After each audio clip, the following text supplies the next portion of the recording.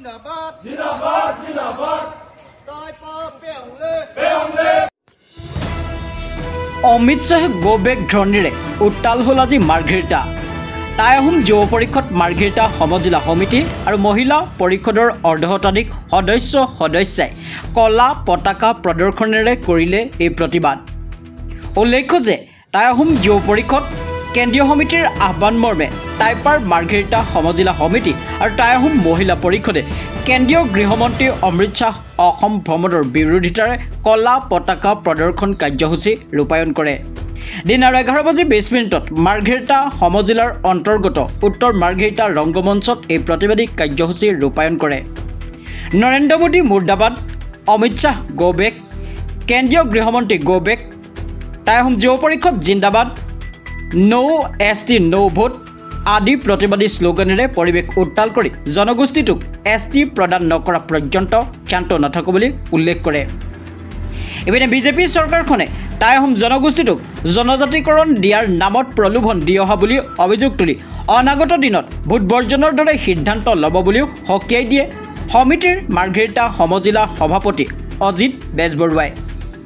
লগতে সমিতিৰ নিৰ্দেশ মৰ্মে জিলাই গৃহমন্ত্ৰীগৰাকীৰ আগমনৰ বিৰোধিতাৰে কলা পতাকা প্ৰদৰ্শন কৰা বুলিও উল্লেখ কৰি বিজেপি চৰকাৰখনে শাসনলৈ আহিলে আহোমকে ধৰি 6 জনগোষ্ঠীক জনজাতিৰ মৰ্যাদা প্ৰদান কৰাৰ বাবে দিয়া প্ৰতিশ্ৰুতি পূৰণ নকৰাৰ প্ৰতিবাদতে আজি কেন্দ্ৰীয় গৃহমন্ত্ৰীগৰাকী অসম আগমনত এনেধৰণৰ প্ৰতিবাদী কাৰ্যসূচী ল'বলৈ বাধ্য হ'ল বুলি উল্লেখ কৰিছে সমিতিৰ জিলা কাৰ্যকৰী সভাপতি দেৱজিৎ ফুকনে। জাগুনৰ পৰা শ্যামযাদৱৰ ৰিপৰ্ট, বাৰ্তা 365। আজি কেন্দ্ৰীয় গৃহমন্ত্ৰী অসম ভ্ৰমণ কৰিবলৈ দেখা গৈছে। আমাৰ টাই আহোম যুৱ পৰিষদ কেন্দ্ৰীয় সমিতিৰ আহ্বানত আমি সমগ্ৰ অসমতে আমি জিলাই টাই আহোম যুৱ পৰিষদে এই কেন্দ্ৰীয় গৃহমন্ত্ৰী আগমনৰ বিৰোধিতা কৰি কলা পতাকা প্ৰদৰ্শনৰ কাৰ্যসূচী আমি এই হাতত লৈছো।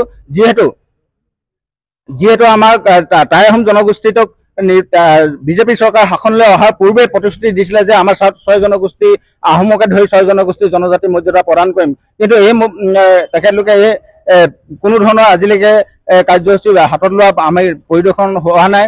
আৰু এতিয়া যিহেতু 26ৰ নিৰ্বাচন সমাগত, ঠিক এনেধৰণেই আমাক মিছা প্ৰলোভন দিবৰ কাৰণে, আমাক মিছা প্ৰতিশ্ৰুতি দিবৰ কাৰণে তেখেতলোকে অসমলৈ ভ্ৰমণ কৰিব বিচাৰিছে। আৰু এটা কথা সকীয়াই দিব বিচাৰিছো, যদি 26ৰ পূৰ্বে আমাৰ জনজাতি 6 জনগোষ্ঠীক জনজাতি মৰ্যাদা প্ৰদান নকৰে, তেতিয়াহ'লে আমি গাঁৱে ভূঞে গৈ পিনে আমাৰ অধিকৃত অঞ্চলসমূহত আমি বুজাই দিম যে যদি আমাক জনজাতি মৰ্যাদা নিদিয়ে তেতিয়াহ'লে আমি বিজেপি বিৰুদ্ধে আমি অৱস্থান গ্ৰহণ কৰিবলৈ আমি বাধ্য হ'ম। টাই আহোম জনগোষ্ঠীৰ জনজাতিকৰণৰ প্ৰতিবাদ কৰি অহা হৈছে। টাই আহোম জনগোষ্ঠীৰ জনজাতিকৰণ আমি বিচাৰি আহিছোঁ। গতিকে এই বিজেপি চৰকাৰখনে টাই আহোম জনগোষ্ঠীৰ জনজাতিকৰণ দিয়াৰ পৰিৱৰ্তে তেওঁলোকে যি আমাৰ প্ৰলোভন দি আহিছে, এই আমাৰ ইলেকশ্যনৰ আগমুহূৰ্ততে টাই আহোমসকলক যিকোনো প্ৰকাৰে সেৱা প্ৰতিপন্ন কৰাৰ যি ষড়যন্ত্ৰ চলাইছে, সেই আমাৰ তাৰ প্ৰতিবাদতে আমি টাই আহোম যুৱ পৰিষদে আজি কলা পতাকা প্ৰদৰ্শন কৰিছোঁ।